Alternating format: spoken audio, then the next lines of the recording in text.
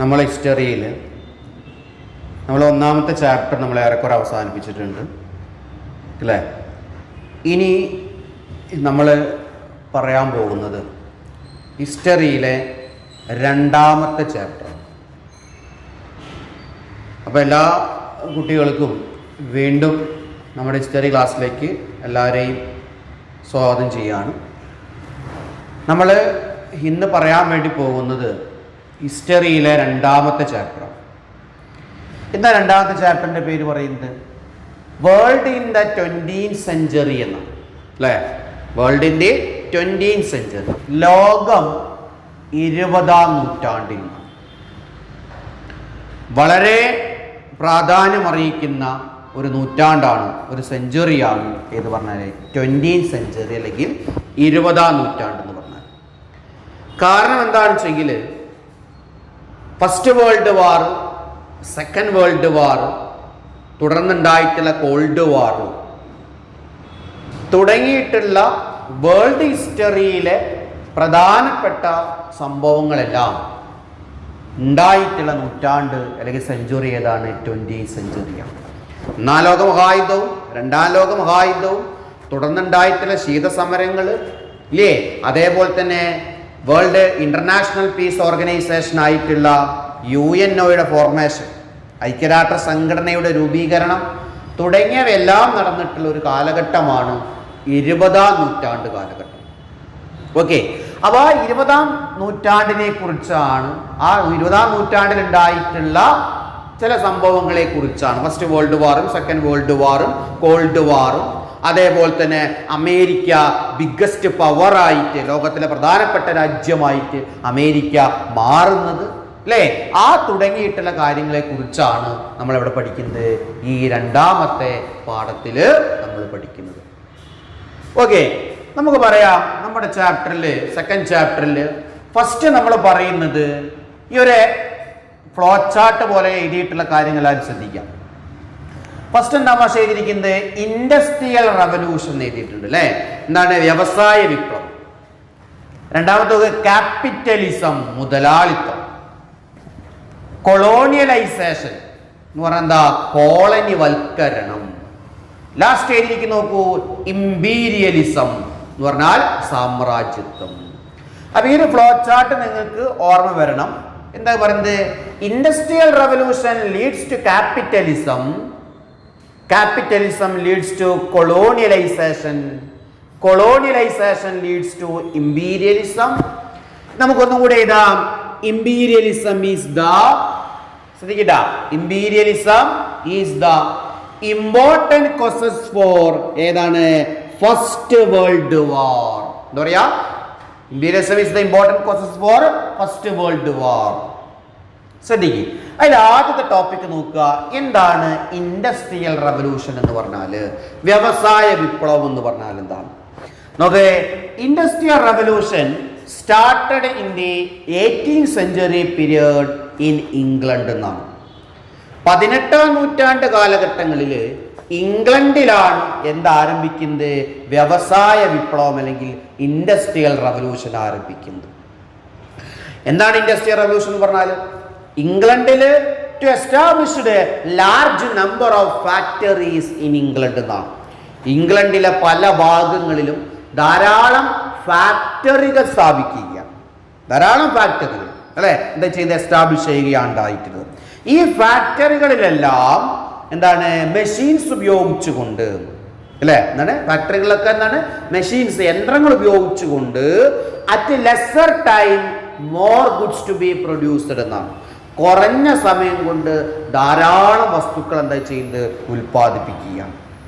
എന്താ പറയുന്നത്? 18ാം നൂറ്റാണ്ട് കാലഘട്ടങ്ങളിൽ ഇംഗ്ലണ്ടിലാണ് ഇൻഡസ്ട്രിയൽ റവല്യൂഷൻ സ്റ്റാർട്ട് ചെയ്യുന്നത്, ആരംഭിച്ചിട്ടുള്ളത്. എന്താണ് ഇൻഡസ്ട്രിയൽ റവല്യൂഷൻ എന്ന് പറഞ്ഞാൽ? ഇംഗ്ലണ്ടിൽ ധാരാളം ഫാക്ടറികൾ സ്ഥാപിച്ചു. നമുക്കറിയാം ഈ ഫാക്ടറികളിലൊക്കെ എന്തുണ്ടായിരിക്കും? ഈ മെഷീനുകൾ ഉണ്ടാവും അല്ലെ, ധാരാളം യന്ത്രങ്ങൾ ഉണ്ടാവും. അതുവരെ മനുഷ്യൻ കൈകൾ കൊണ്ടാണ് വസ്തുക്കൾ നിർമ്മിച്ചിരുന്നത്. പക്ഷെ ഇൻഡസ്ട്രിയൽ റവല്യൂഷൻ ആകുമ്പോൾ, വ്യവസായ വിപ്ലവം ആരംഭിച്ചോട് കൂടിയിട്ട് എന്താണ്? മാൻ പവറിന് പകരം മെഷീൻ പവർ വരിക. മനുഷ്യന്റെ അധ്വാനത്തിന് പകരം എന്ത് വരികയാണ്?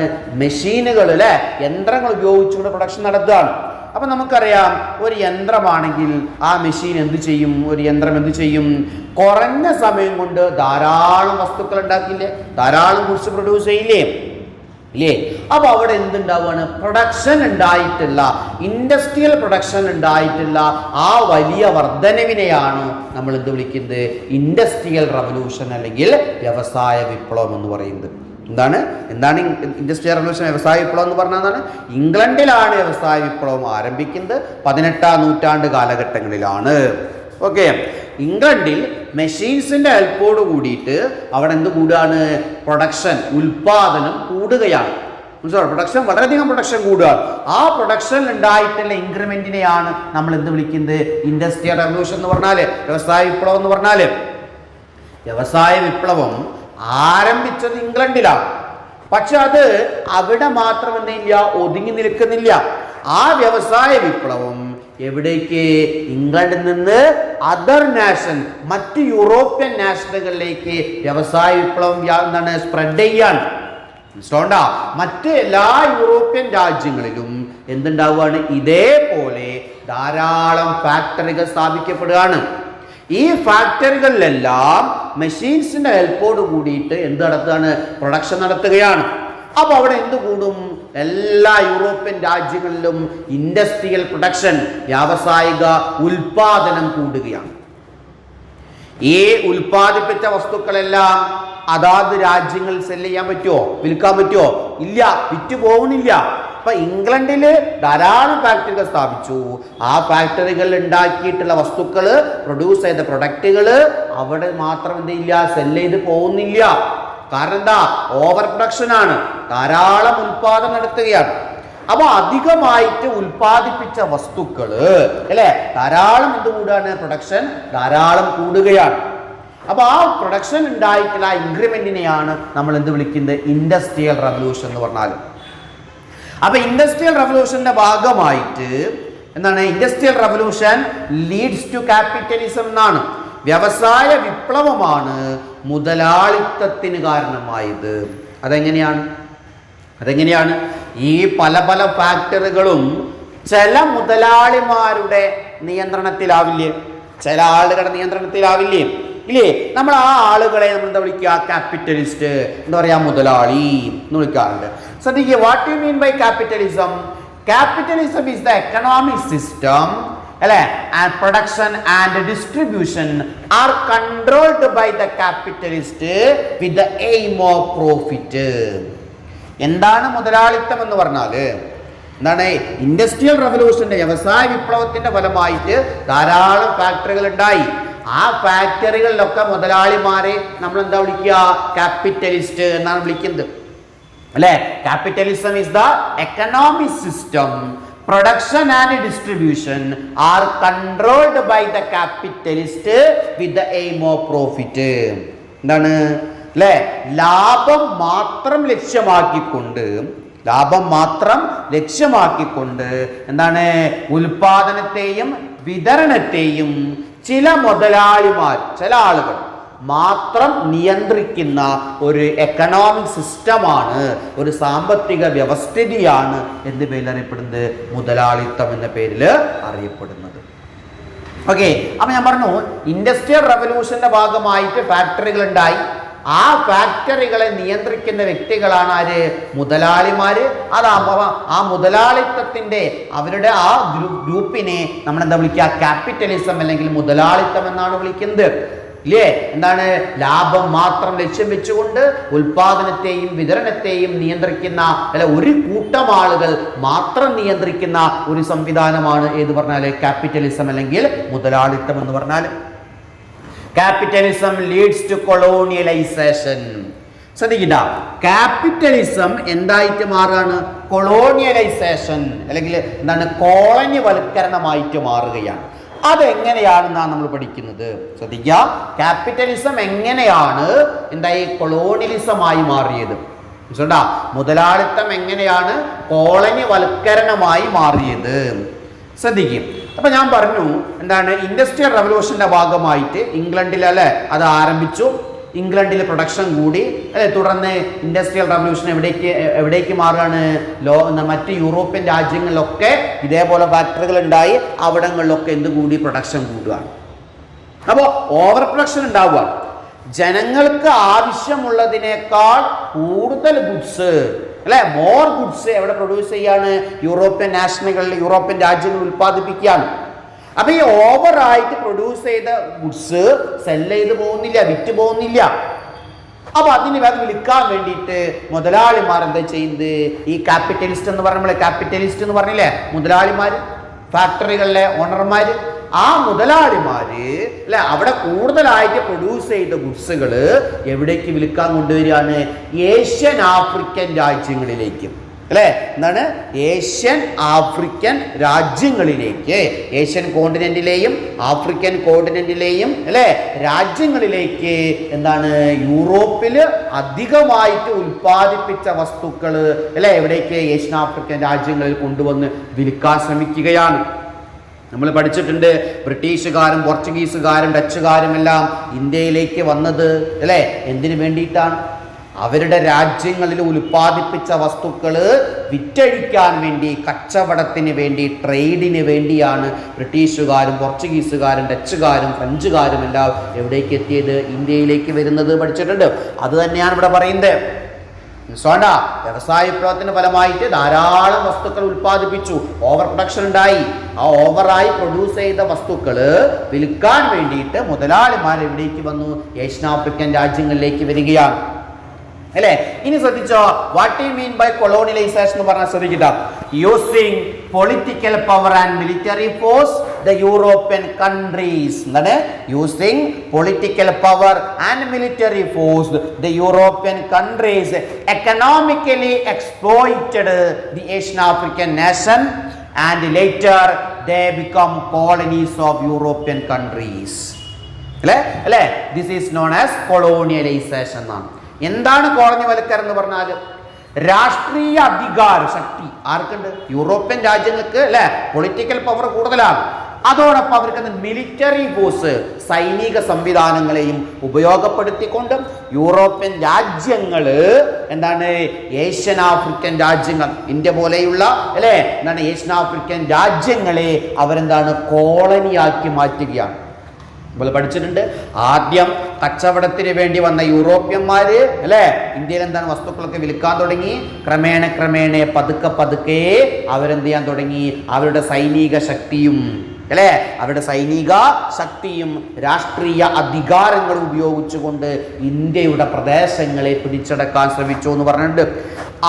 അതിനെയാണ് അല്ലെ രാഷ്ട്രീയ ശക്തിയും അതേപോലെ തന്നെ മിലിറ്ററി ഫോഴ്സ്, സൈനിക ശക്തിയും ഉപയോഗിച്ചുകൊണ്ട് അവരെന്ത് ചെയ്യാൻ? യൂറോപ്യൻ രാജ്യങ്ങള് ഏഷ്യൻ ആഫ്രിക്കൻ രാജ്യങ്ങളിലെ പല പ്രദേശങ്ങളെയും പിടിച്ചടക്കാൻ ശ്രമിക്കുകയാണ്, ക്യാപ്ചർ ചെയ്യാൻ ശ്രമിക്കുകയാണ്. അതാണ് എന്ന് പറഞ്ഞാല് കൊളോണിയലൈസേഷൻ എന്ന് പറഞ്ഞാല്. അപ്പോൾ മുതലാളിമാരുടെ കൈകളിൽ ഉൽപ്പാദിപ്പിച്ച വസ്തുക്കൾ കൂടി ആ ഉൽപ്പാദിപ്പിച്ച വസ്തുക്കൾ വിൽക്കാൻ വേണ്ടി യൂറോപ്യൻ രാജ്യങ്ങൾ അല്ലെങ്കിൽ യൂറോപ്പിലെ ക്യാപിറ്റലിസ്റ്റ് മുതലാളിമാർ എവിടേക്ക് വരികയാണ്? ഏഷ്യൻ ആഫ്രിക്കൻ രാജ്യങ്ങളിലേക്ക് വരികയാണ്. ക്രമേണ അവരെന്ത് ചെയ്യാൻ തുടങ്ങി? അവരുടെ രാഷ്ട്രീയ ശക്തിയും സൈനിക ശക്തിയും, political power and military force അല്ലെ അത് ഉപയോഗിച്ചുകൊണ്ട് അവരെന്ത് ചെയ്യാൻ തുടങ്ങി? ഏഷ്യൻ ആഫ്രിക്കയിലെ പല രാജ്യങ്ങളെയും പിടിച്ചടക്കാൻ തുടങ്ങുകയാണ്. ആ പിടിച്ചെടുക്കുന്നതിന്, ആ ക്യാപ്ചർ ചെയ്യുന്നതിനെ നമ്മൾ വിളിക്കുന്ന പേരെന്താണ്? കൊളോണിയലൈസേഷൻ എന്നാണ് വിളിക്കുന്നത്. ഒന്നുകൂടി ശ്രദ്ധിക്കുക, കൊളോണിയലൈസേഷൻ നോക്ക്. Using political power and military force അല്ലെ the European countries economically exploited the Asian African nation later they become colonies of Europe. This is known as എന്താ പറയുന്നത്? This is known as colonialisation എന്നാണ് പറയുന്നത്. Okay, ഇനി ശ്രദ്ധിക്കാം. അപ്പൊ എന്തായി? കൊളോണിയലൈസേഷൻ ആയി. അപ്പോ ഈ കൊളോണിയലൈസേഷന്റെ പീരിയഡില് ശ്രദ്ധിക്കും മക്കളെ, കൊളോണിയലൈസേഷന്റെ പീരിയഡില് അല്ലെ കോളനിവൽക്കരണത്തിന്റെ കാലഘട്ടങ്ങളിൽ പ്രൊഡക്ഷൻ നടക്കുന്നത് എവിടെയാണ്? യൂറോപ്പിലാണ് അല്ലെ. വസ്തുക്കൾ ഉൽപ്പാദിപ്പിക്കുന്നത് യൂറോപ്പിലാണ്, അവിടുത്തെ ഫാക്ടറികളാണ് വസ്തുക്കൾ ഉൽപ്പാദിപ്പിക്കുന്നത്. പക്ഷെ നിങ്ങളൊരു കാര്യം മനസ്സിലാക്കുക, അവിടെ ആ യൂറോപ്പില് വസ്തുക്കൾ ഉൽപ്പാദിപ്പിക്കുന്നതിന് ആവശ്യമായിട്ടുള്ള റോ മെറ്റീരിയൽസ്. എന്താണ് റോ മെറ്റീരിയൽസ് എന്ന് പറഞ്ഞാൽ? അസംസ്കൃത വസ്തുക്കൾ ഇല്ലേ? ഇപ്പോൾ ഉദാഹരണം പറയുകയാണെങ്കിൽ നമ്മൾ ഡ്രസ്സ് ഉണ്ടാക്കണം. ഡ്രസ്സ് ഉണ്ടാക്കുകയാണെങ്കിൽ അതിൻ്റെ റോ മെറ്റീരിയൽ ഏതാണ്? കോട്ടൺ ആണ്, പരുത്തിയാണ് ഇല്ലേ? അല്ലെങ്കിൽ പഞ്ചസാര ഉണ്ടാക്കണം. പഞ്ചസാര ഉണ്ടാക്കണമെങ്കിൽ അതിൻ്റെ റോ മെറ്റീരിയൽ ഏതാണ്? കരിമ്പാണ് അല്ലേ? അപ്പോൾ പ്രൊഡക്ഷൻ നടക്കുന്നത് യൂറോപ്പിലാണ്. പക്ഷെ അവിടെ യൂറോപ്പിൽ പ്രൊഡക്ഷൻ നടക്കുന്നുണ്ട്. ആ പ്രൊഡക്ഷൻ നടത്താൻ ആവശ്യമായ റോ മെറ്റീരിയൽസ്, അസംസ്കൃത വസ്തുക്കൾ യൂറോപ്യന്മാർ എവിടുന്നാണ് കൊണ്ടുപോയിരുന്നത്? ഇന്ത്യയിൽ നിന്നാണ്. അല്ലെങ്കിൽ ഇന്ത്യ പോലെയുള്ള എന്താണ് ഏഷ്യനാഫ്രിക്കൻ രാജ്യങ്ങളിൽ നിന്നാണ് യൂറോപ്പിലേക്ക് കൊണ്ടുപോയിരുന്നത്. മനസ്സിലാവണ്ട? എന്താ പറയുന്നത്? എന്താണ് യൂറോപ്പിലെ ഉൽപാദനം നടക്കുന്നുണ്ട്. പക്ഷെ ആ വസ്തുക്കൾ ഉൽപ്പാദിപ്പിക്കണമെങ്കിൽ എന്ത് വേണം? റോ മെറ്റീരിയൽസ് വേണം. ആ റോ മെറ്റീരിയൽസ് അവരെവിടേക്ക് കൊണ്ടുപോകും? എവിടുന്ന് കൊണ്ടുപോകും? ഏഷ്യനാഫ്രിക്കൻ രാജ്യങ്ങളിൽ നിന്ന്. ശ്രദ്ധിക്കട്ടോ, എന്താണ് ഇപ്പൊ ഇത് എന്താ പറയുന്നത്? നമ്മുടെ ഏഷ്യൻ ആഫ്രിക്കൻ അല്ലേ? ഏഷ്യൻ ആഫ്രിക്കൻ രാജ്യങ്ങൾ വിചാരിക്കാം. ഈ ഏഷ്യൻ ആഫ്രിക്കൻ രാജ്യങ്ങളിൽ നിന്ന് ഇവിടേക്ക് യൂറോപ്പിലേക്ക് എന്ത് കൊണ്ടുപോകും? റോ മെറ്റീരിയൽസ് കൊണ്ടുപോകും അല്ലേ? ഇവിടെ നിന്ന് റോ മെറ്റീരിയൽസ് കൊണ്ടുപോകും. നമ്മൾ പരുത്തി എന്ന് പറയല്ലേ? റോ മെറ്റീരിയൽസ് കൊണ്ടുപോകും. എന്നിട്ട് യൂറോപ്പിലെ ഫാക്ടറികളിൽ വെച്ച് അതെന്താക്കി മാറ്റി? പ്രൊഡക്റ്റ് ഉൽപ്പന്നങ്ങളാക്കി മാറ്റും. എന്നിട്ട് ആ ഉൽപ്പന്നങ്ങൾ അവരെ എവിടെ തന്നെ കൊണ്ടുവന്ന് വിൽക്കുകയാണ്? ആ പ്രൊഡക്റ്റുകൾ അവരെവിടെ തന്നെ കൊണ്ടുവന്ന് വിൽക്കുകയാണ്? ഏഷ്യനാഫ്രിക്കൻ രാജ്യങ്ങൾ തന്നെയാണ് കൊണ്ടുവന്ന് വിൽക്കുന്നത് അല്ലേ? അപ്പൊ നമ്മൾ പറഞ്ഞു കൊളോണിയലൈസേഷന്റെ പീരിയഡിൽ ഉൽപാദനം നടക്കുന്നത് എവിടെയാണ്? യൂറോപ്പിലാണ്. ഉൽപാദനം നടക്കുന്നത് യൂറോപ്പിലാണ്. പക്ഷെ റോ മെറ്റീരിയൽസ് കളക്ട് ചെയ്യുന്നത് ഏഷ്യനാഫ്രിക്കൻ കോളനികളിൽ നിന്ന്, ഏഷ്യനാഫ്രിക്കൻ രാജ്യങ്ങളിൽ നിന്ന്. ഉൽപ്പന്നങ്ങൾ വിൽക്കുന്നതും എവിടെയാണ്? ഇവിടെ വസ്തുക്കൾ ഉണ്ടാക്കും. എന്നിട്ട് ആ ഉണ്ടാക്കിയ വസ്തുക്കൾ വിൽക്കുന്നത് എവിടെയാണ്? ഏഷ്യനാഫ്രിക്കൻ കോളനികളിലാണ്. പ്രൊഡക്ഷൻ എന്ന് പറയുന്ന, ഉൽപാദനം എന്ന് പറയുന്ന ഒരു പ്രവർത്തനം മാത്രമാണ് എവിടെ നടക്കുന്നുള്ളൂ? യൂറോപ്പിലേക്ക് നടക്കുന്നുള്ളൂ. മനസ്സിലാണ്ട? റോ മെറ്റീരിയൽസ് നമ്മൾ ഉദാഹരണം ഇന്ത്യ എടുക്കാം അല്ലെ? ഏഷ്യനാഫ്രിക്കൻ രാജ്യമാണ് ഇന്ത്യ എന്ന് പറഞ്ഞാൽ. ഇന്ത്യയിൽ നിന്ന് അവരെന്ത് കൊണ്ടുപോകും? റോ മെറ്റീരിയൽസ് കപ്പലിലൂടെ അങ്ങോട്ട് യൂറോപ്പിലേക്ക് കൊണ്ടുപോകും. എന്നിട്ട് അവിടുത്തെ ഫാക്ടറികൾ വെച്ച് വസ്തുക്കളാക്കി മാറ്റും, ഉൽപ്പന്നങ്ങളാക്കും, പ്രൊഡക്റ്റുകളാക്കും. എന്നിട്ട് ആ ഉൽപ്പന്നങ്ങൾ തിരിച്ച് കപ്പലിൽ എവിടേക്ക് തന്നെ കൊണ്ടുവരികയാണ്? ഇന്ത്യയിൽ തന്നെ കൊണ്ടുവന്ന് വിൽക്കുക.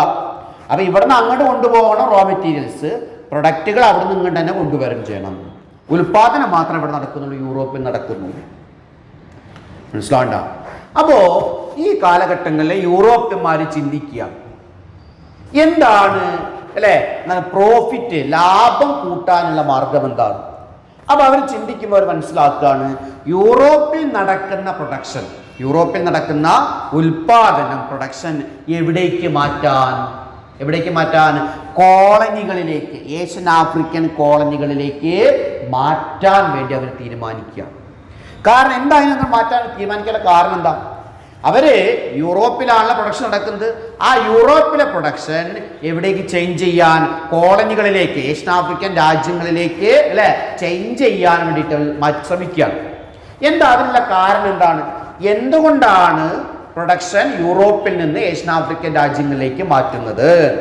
അതിന്റെ കാരണമാണ് ഇതിരിക്കുന്നത്. ബോർഡിൽ ശ്രദ്ധിക്കുക. ഒന്നാമത്തെ പോയിന്റ് എന്താ? ചീപ്പ് ലേബർ. എന്താ ചീപ്പ് ലേബർ എന്ന് പറഞ്ഞാല്? അതായത് നമുക്കറിയാം ഏഷ്യൻ ആഫ്രിക്കൻ രാജ്യങ്ങളിൽ ജനസംഖ്യ വളരെ കൂടുതലാണ്. അപ്പൊ അവർക്ക് എന്ത് കിട്ടും? അവിടെ ഒരുപാട് തൊഴിലാളിമാരെ കിട്ടും, തൊഴിലാളികളെ അല്ലെ? ഒരുപാട് തൊഴിലാളികളെ കിട്ടും. എന്തിന്? ചീപ്പ് വേജിനും, കുറഞ്ഞ കൂലിക്ക് ധാരാളം തൊഴിലാളികളെ എവിടെ കിട്ടും? ഏഷ്യൻ ആഫ്രിക്കൻ രാജ്യങ്ങളിൽ കിട്ടും. എന്താ രണ്ടാമത്തെ point? Availability of raw materials. അസംസ്കൃത വസ്തുക്കളുടെ ലഭ്യത എവിടെ കൂടുതലുണ്ട്? ഇന്ത്യ പോലെയുള്ള ഏഷ്യൻ ആഫ്രിക്കൻ രാജ്യങ്ങളിൽ കൂടുതലുണ്ട്. എന്താ മൂന്നാമത്തെ പോയിന്റ്? Low cost. വസ്തുക്കൾ നിർമ്മിക്കാൻ ചെലവ് വളരെ കുറവാണ്. മാത്രമല്ല ഉൽപ്പാദിപ്പിച്ച വസ്തുക്കൾ എവിടെ തന്നെ വിറ്റഴിക്കാം? കോളനികളിൽ തന്നെ വിറ്റഴിക്കുകയും ചെയ്യാം. അതുകൊണ്ട് യൂറോപ്പിൽ നടക്കുന്ന പ്രൊഡക്ഷൻ അവരെവിടേക്ക് മാറ്റാൻ തുടങ്ങുകയാണ്? യൂറോപ്പിൽ നടന്നിരുന്ന പ്രൊഡക്ഷൻ എവിടേക്ക്? ഏഷ്യൻ ആഫ്രിക്കൻ രാജ്യങ്ങളിലേക്ക് മാറ്റാൻ തുടങ്ങുകയാണ്. അതിനുള്ള കാരണങ്ങൾ എത്ര പറഞ്ഞു? 3 പോയിന്റുകളാണ്. എന്താ ഫസ്റ്റ് പോയിന്റ്? എന്താണ്? ഏഷ്യൻ ആഫ്രിക്കൻ രാജ്യങ്ങൾ, അതായത് കോളനികൾ അല്ലെ? കോളനികളിൽ എന്തുണ്ട്? കുറഞ്ഞ കൂലിക്ക് തൊഴിലാളികളെ കിട്ടും. രണ്ടാമത്തെ എന്താണ്? അവൈലബിലിറ്റി ഓഫ് റോ മെറ്റീരിയൽസ്, അസംസ്കൃത വസ്തുക്കൾ ധാരാളം ഉണ്ട്. എന്താ മൂന്നാമത്തെ പോയിന്റ്? ലോ കോസ്റ്റ് അല്ലെ, വസ്തുക്കൾ നിർമ്മിക്കാൻ ചെലവ് വളരെ കുറവാണ്. നിർമ്മിച്ച വസ്തുക്കൾ എന്ത് ചെയ്യാം? കോളനികളിൽ തന്നെ വിറ്റഴിക്കുകയും ചെയ്യാം. അതുകൊണ്ട് അല്ലെ കൊളോണിയലൈസേഷന്റെ പീരിയഡിൽ ഉൽപാദനം യൂറോപ്പിൽ നടക്കുമ്പോൾ അല്ലെ അവർ പിന്നീട് ഉൽപാദനം എവിടേക്ക് മാറ്റുകയാണ് അല്ലെ? എവിടേക്ക്? ഫാക്ടറികൾ എവിടേക്ക് മാറ്റുകയാണ്? കോളനികളിലേക്ക് മാറ്റാൻ തുടങ്ങുകയാണ്. കോളനികളിലേക്ക് മാറ്റാൻ തുടങ്ങുകയാണ് ഇല്ലേ? അത് നമ്മൾ പറയാണ്. ഇനി ശ്രദ്ധിക്കാം, അവിടുന്ന് മുതലാണ് എന്താരംഭിക്കുന്നത്? ഇമ്പീരിയലിസം ആരംഭിക്കുകയാണ്. എന്താണ് ഇമ്പീരിയലിസത്തിന്റെ മീനിങ്? എന്താ? സാമ്രാജ്യത്വം. ഒരു രാജ്യം മറ്റു രാജ്യങ്ങളെ അല്ലെ മറ്റൊരു രാജ്യത്തെ എന്താണ് പൊളിറ്റിക്കലി ക്യാപ്ചർ ചെയ്യുകയോ എക്കണോമിക്കലി എക്സ്പ്ലോയിറ്റ് ചെയ്യുകയോ ചെയ്യുന്നുണ്ടെങ്കിൽ അതിനെയാണ് നമ്മൾ എന്ത് വിളിക്കുന്നത്? ഇമ്പീരിയലിസം എന്ന് വിളിക്കുന്നത്, സാമ്രാജ്യത്വം എന്ന് വിളിക്കുന്നത്. മനസ്സിലാണ്ട? ഒരു രാജ്യം മറ്റു രാജ്യത്തിൽ എന്താണ് പൊളിറ്റിക്കലി എന്താണ് ക്യാപ്ചർ ചെയ്യുക, രാഷ്ട്രീയപരമായിട്ട് ആ പ്രദേശങ്ങൾ പിടിച്ചടക്കുക. And economically exploitation. Economically exploitation എന്ന് പറഞ്ഞാൽ സാമ്പത്തികപരമായി ചൂഷണം ചെയ്യുകയോ ചെയ്യുന്നുണ്ടെങ്കിൽ അതിനെ വിളിക്കുന്ന പേരെന്താ? ഇമ്പീരിയലിസം എന്നാണ് വിളിക്കുന്നത്. ഒരു ഉദാഹരണം നമുക്ക് നോക്കാം. നമുക്കറിയാം 1947 വരെ ഇന്ത്യയിൽ ബ്രിട്ടീഷ് ഇമ്പീരിയലിസമാണ്, ബ്രിട്ടീഷുകാരുടെ സാമ്രാജ്യത്വമാണ് ഇന്ത്യയിൽ ഉണ്ടായിരുന്നത് ഇല്ലേ? നമ്മളുടെ പ്രദേശങ്ങൾ പിടിച്ചെടുക്കാൻ ശ്രമിച്ചത് ആരാണ്? ബ്രിട്ടീഷുകാരാണ്. നമ്മുടെ എക്കണോമിക്കലി എക്സ്പ്ലോയിറ്റ് ചെയ്യുന്നത്, നമ്മുടെ സമ്പത്തെല്ലാം കൊള്ളയടിച്ചതും അതുമാരാണ്? ബ്രിട്ടീഷുകാരാണ്. അപ്പോൾ 1947 വരെ ഇന്ത്യയിൽ എന്താണ്? ബ്രിട്ടീഷ് ഇമ്പീരിയലിസമാണ്, ബ്രിട്ടീഷ് സാമ്രാജ്യത്വമാണ് ഇന്ത്യയിൽ ഉണ്ടായിരുന്നത് എന്ന് മനസ്സിലാക്കാൻ പറ്റും. അപ്പോൾ എന്താണ് ഇമ്പീരിയലിസം? സാമ്രാജ്യത്വം എന്ന് പറഞ്ഞാൽ എന്താണ്? ഒരു നാഷൻ, ഒരു രാജ്യം മറ്റൊരു രാജ്യത്തെ പൊളിറ്റിക്കലി ക്യാപ്ചർ ചെയ്യുകയോ രാഷ്ട്രീയപരമായി പിടിച്ചടക്കുകയോ അല്ലെ, അല്ലെങ്കിൽ എന്താണ് എക്കണോമിക്കലി എക്സ്പ്ലോയിറ്റ് ചെയ്യുകയോ സാമ്പത്തികപരമായി ചൂഷണം ചെയ്യുകയോ ചെയ്യുന്നുണ്ടെങ്കിൽ നമുക്ക് അതിനെ വിളിക്കാം ഇമ്പീരിയലിസം എന്നാണ് നമ്മൾ പറയുന്നത്. ഓക്കെ, അപ്പൊ അങ്ങനെ എന്താണ് പ്രൊഡക്ഷൻ, ഉൽപാദനം എവിടേക്ക് മാറ്റി? കോളനി, ഇന്ത്യ പോലെയുള്ള കോളനികളിലേക്ക് മാറ്റുക. പിന്നീട് നമുക്ക് നമ്മളെ ചെറിയ ക്ലാസ്സുകൾ നമ്മൾ പഠിച്ചിട്ടുണ്ട്. അങ്ങനെ ഉൽപാദനം എവിടേക്ക് മാറ്റി? ഇന്ത്യ പോലുള്ള രാജ്യങ്ങളിലേക്ക് അവർ മാറ്റി. പതുക്കെ പതുക്കെ അവരെന്ത് ചെയ്യാൻ തുടങ്ങി? ഇന്ത്യ പോലെയുള്ള കോളനികളെ അല്ലെ ഏഷ്യൻ ആഫ്രിക്കൻ രാജ്യങ്ങളിലെ അവരെന്ത് ചെയ്യാൻ തുടങ്ങി? പതുക്കെ പതുക്കെ പിടിച്ചടക്കാനും ആര് ശ്രമിക്കുകയാണ്? ആര്? യൂറോപ്യൻ രാജ്യം, ബ്രിട്ടീഷുകാരും ഫ്രഞ്ചുകാരും പോർച്ചുഗീസുകാരും ഡച്ചുകാരും ഉൾപ്പെടെയുള്ള യൂറോപ്യൻ രാജ്യങ്ങൾ അല്ലെ ഏഷ്യൻ ആഫ്രിക്കയിലെ മിക്ക രാജ്യങ്ങളെയും എന്താക്കി മാറ്റുകയാണ്? കോളനികളാക്കി മാറ്റുകയാണ് ഉണ്ടായിട്ടുള്ളത്. മനസ്സിലാവണ്ട? അപ്പൊ ഇതാണ് നമ്മളിവിടെ പഠിക്കുന്നത്. ഇതിൽ നമ്മൾ ഫസ്റ്റ് ടോപ്പിക്കായിട്ട് നമ്മൾ പറയുന്നത്. അപ്പൊ ഞാൻ പറഞ്ഞു ഇമ്പീരിയലിസമാണ്. അപ്പോൾ ഇതേ രീതിയിൽ ഞാൻ പറഞ്ഞു ഇന്ത്യയിലേക്ക് ബ്രിട്ടീഷുകാർ മാത്രമാണോ വരുന്നത്? അല്ല. ബ്രിട്ടീഷുകാരും പോർച്ചുഗീസുകാരും ഡച്ചുകാരും ഫ്രഞ്ചുകാരും എല്ലാം അവരുടെ ഉൽപ്പന്നങ്ങൾ വിൽക്കാൻ വേണ്ടി എവിടേക്ക് വരികയാണ്? ഇന്ത്യയിലേക്ക് വരികയാണ്. അപ്പോൾ ഓരോ യൂറോപ്യൻ രാജ്യങ്ങളും എന്താ ശ്രമിക്കുന്നത്? എന്താണ്? അവരുടെ ഉൽപ്പന്നങ്ങൾ കൂടുതൽ വിറ്റഴിക്കണമെന്നല്ലേ അവർ ആഗ്രഹിക്കുക അല്ലേ? അപ്പൊ ഈ ഉൽപ്പന്നങ്ങൾ വിൽക്കാൻ വേണ്ടിയിട്ട് ഈ യൂറോപ്യൻ രാജ്യങ്ങൾ തമ്മിൽ എന്തുണ്ടാവും? പരസ്പരം ഒരു കോമ്പറ്റീഷൻ ഉണ്ടാവില്ലേ? ഒരു മത്സരം ഉണ്ടാവില്ലേ അല്ലേ? ബ്രിട്ടീഷുകാർ എന്താ വിചാരിക്കുക? അവരുടെ പ്രൊഡക്റ്റുകൾ കൂടുതൽ ഇന്ത്യയിൽ വിറ്റഴിക്കണം. പോർച്ചുഗീസുകാർ എന്താണ്? അവരുടെ പ്രൊഡക്റ്റുകൾ ഇന്ത്യയിൽ വിറ്റഴിക്കാൻ തീരുമാനിക്കുക. അപ്പോൾ ഉൽപ്പന്നങ്ങൾ വിൽക്കാൻ വേണ്ടിയിട്ട് ഈ യൂറോപ്യൻ രാജ്യങ്ങൾ പരസ്പരം എന്താ ചെയ്യുന്നത്? പരസ്പരം മത്സരിക്കുകയാണ് അല്ലേ? പരസ്പരം മത്സരം ഉണ്ടാവുകയാണ്. ഈ മത്സരങ്ങളാണ് എന്താക്കി മാറിയത്? എന്തായിട്ട്? ഒന്നാം ലോക മഹായുദ്ധമായിട്ട് മാറിയത്. മനസ്സിലാണ്ട? പറയാണ് imperialism is the important causes for first world വാർ എന്നാണ് പറയുന്നത്. ഓക്കെ, അപ്പൊ നമുക്ക് പഠിക്കാനുള്ളത് അടുത്ത ക്ലാസ്സിൽ നമ്മൾ പറയുന്നത് ഏതാണ്? ഇമ്പീരിയലിസത്തിന് ഫലമായിട്ടുണ്ടായ ഫസ്റ്റ് വേൾഡ് വാറിനെ കുറിച്ചാണ്, ഒന്നാം ലോക മഹായുദ്ധത്തെ കുറിച്ചാണ് നമ്മളിവിടെ പഠിക്കുന്നത്. അടുത്ത ക്ലാസ്സിൽ നമ്മൾ പറയുന്നത്. ഓക്കെ, അപ്പൊ ഇത്രയും കാര്യങ്ങൾ എല്ലാവർക്കും മനസ്സിലായി എന്ന് വിചാരിക്കുന്നു. ഓക്കെ. അപ്പോൾ അടുത്ത നെക്സ്റ്റ് ക്ലാസ്സിൽ നമ്മൾ ഏതുമായിട്ടാണ് നമ്മുടെ പരീക്ഷയുടെ ഏറ്റവും പ്രധാനപ്പെട്ട ഒരു ടോപ്പിക്കായിട്ടുള്ള ഒന്നാം ലോക മഹായുദ്ധവുമായിട്ട് നമുക്ക് വീണ്ടും കാണാം. ഓക്കെ.